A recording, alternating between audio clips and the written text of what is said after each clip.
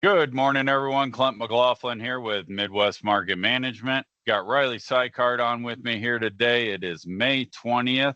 We're going to jump right into Safrina weather here today. Boy, we could use some of their warmth. Wouldn't you agree, Riley? Yeah, when it's end of May and I'm throwing on a coat to go to work, it's plenty cold up here. So Yeah, we could push some of that 80-degree, 90-degree weather up here. I don't think anybody'd complain too much. no, I don't think the crops would complain about that either. But Yeah, on the Safrina side, there's more of the same this week. So if you're ready, let's just hop into it. sure. All right. So like always, the first thing I want to do is put into perspective how big of an area we're talking about. Safrina crop is anywhere from Mato Grosso all the way down through Paraná, everywhere in between.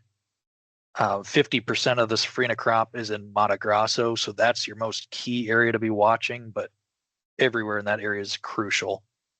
Just to put it into perspective, Mato Grosso, 50% of the Safrina crop, if you put it on a U.S. map, almost the entire Midwest is just Mato Grosso. So this is not just some small finite area that you can give what's going on with the weather in 1 to 2 sentences. It takes a little bit more time to look everything over.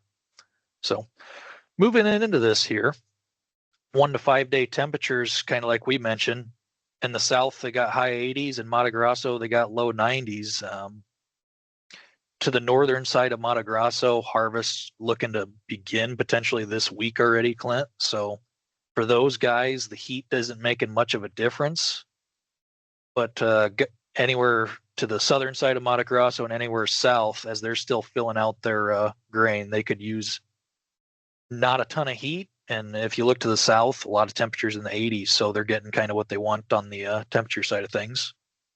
So 1 to 5 days showing that it looks pretty good for them. 6 to 10 is almost identical, so more of the same. Temperatures are warm, but not sizzling enough to cause damage, I'd say. What's your thoughts?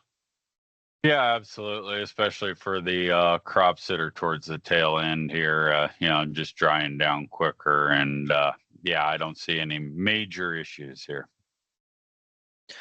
Yep, and if we're looking at the last 13 days, everywhere in the Safrina region's dry. The one thing I will quickly mention, down in Argentina, their soybean harvest is underway. And there are some small areas down there that got some 4 to 6 inch rain in a 24-hour span. So their soybean harvest is being slowed down a little bit down there. But when it I comes do to believe that I've read some articles about some flooding down there as well, and some of that may actually be taking acres out of the equation now. Similar to here in the U.S., it's going to be low-lying creek, flash flooding type of areas. So in the grand scheme of things, probably not a game-changing event, but nonetheless a problem for those that are dealing with it. Yep, an issue if you're in it, but if you look at the maps, it's not as widespread as some of the articles have mentioned. So more of a smaller area if you dig into Argentina maps.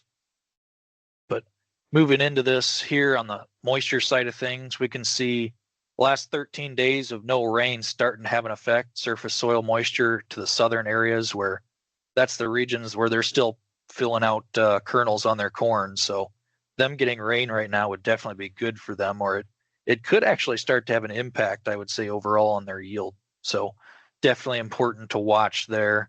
Southern Mato Grosso starting to have some dryness creep in there as well. So important to keep an eye on there.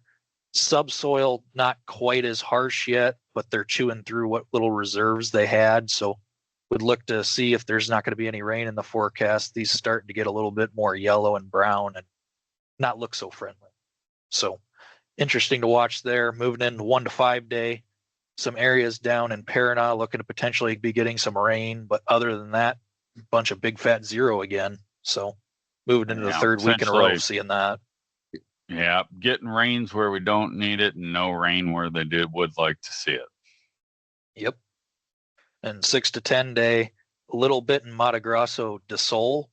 They would like to see that if that rain could materialize Definitely not looking at this time to be a widespread, but anything they can get in that region, I would say they are probably the driest right now. So them getting some rains would definitely help them out. Yeah, and the other thing that happens is you get out of that main area where it's showing the 1.69 inches, and you get further out. I would anticipate that this type of environment increases the chances for spotty pop-up showers here and there that you never know how they're going to materialize or not materialize. But at that stage of the game, any moisture will help. Yep, absolutely. So putting it all together into the 1 to 13 day, really not a lot of chances of rainfall in the Safrina growing region. Look for the northern areas of Mato Grosso up into the Toncatines. Maybe they start their corn harvest here this week to next week. So definitely feels like that went faster than I would have guessed. But yeah, and it looks like the stuff from the south is pushing further and further north. And is it this much rain as they would like to have there? Probably not. But it is a bit of a pattern shift here. I mean, we went from big goose eggs everywhere, Riley, to we're getting some shading into the right regions now. So. Yep, and they're at the spot where any rain they get right now is a bonus, because during their dry season they're expecting nothing. So important to watch there. And then going next week, if the rains continue to materialize in Argentina, I may start to look at showing an Argentine map and showing how that's all gone through. But for right now, that's all I got today, Clint. Sounds good, Riley. Well, I appreciate you taking the time. You can look us up at midwestmarketmanagement.com. Also, we will have U.S. weather out here today, and we're also going to drop a special weather report to cover a little bit of some isolated issues happening in Southern Illinois, Southern Indiana, Kentucky as well. So stay tuned for that. Appreciate you tuning in. Thanks a lot and have a great day.